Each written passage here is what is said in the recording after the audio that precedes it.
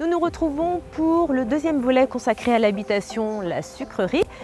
Nous sommes dans une des communes du sud de la Martinique, aux Anses d'Arlet.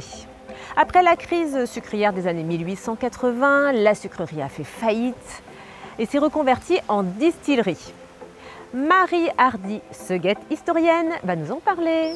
Bonjour Marie Hardy. Bonjour Christine.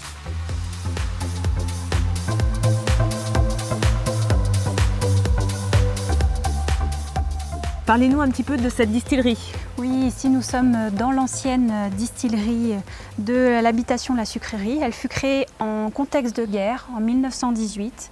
À cette époque, la France métropolitaine demande un effort de guerre à la colonie, c'est-à-dire de produire plus de rhum pour les besoins des troupes, mais pour plusieurs autres raisons.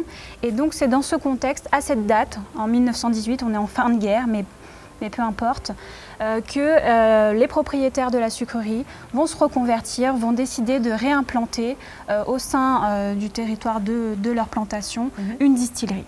On voit qu'il s'agit d'une structure en maçonnerie de pierre avec une charpente en bois. Bien sûr, la toiture n'est plus en place, mais on voit qu'il y avait aussi des matériaux de récupération, notamment des rails de chemin de fer qui aidaient à ces constructions en période de guerre. Un support de cuve. On va en voir d'autres, ça aide à expliquer l'histoire. Allons-y alors.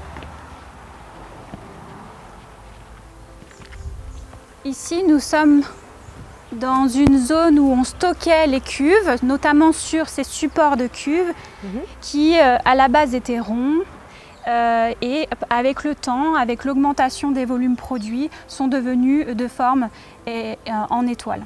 Et pourquoi en étoile? En étoile parce qu'on avait besoin d'augmenter la superficie des socles, donc ça permettait... Pour avoir des cuves plus volumineuses en fait. Tout à fait.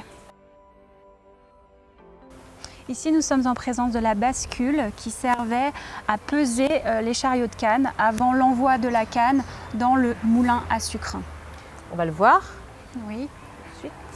Donc ici, il y a donc la machine à vapeur qui fonctionnait par le biais de la combustion de la bagasse dans la chaudière qui donc alimentait en vapeur, en énergie, la machine à vapeur, faisait tourner les engrenages et en fin de course arrivait à faire tourner les rôles du moulin à sucre où on passait la canne.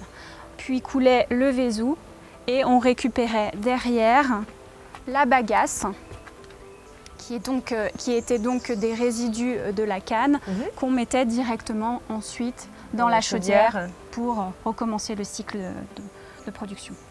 Et alors je vois derrière l'ancienne cheminée. Oui, c'est l'ancienne cheminée. Qui a cheminée. perdu son sommet. C'est ça. Et finalement Marie, quand la distillerie a-t-elle fait faillite? Dans les années 60, en même temps qu'une grande partie des usines à sucre et des distilleries martiniquaises qui n'ont pas réussi à faire face à la concurrence mondiale.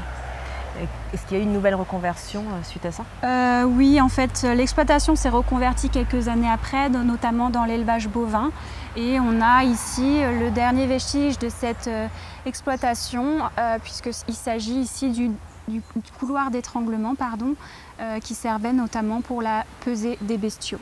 Merci beaucoup Marie pour toutes ces explications. Je vous en prie Christine. Et nous on se retrouve bientôt pour un nouveau numéro d'Un jour un patrimoine.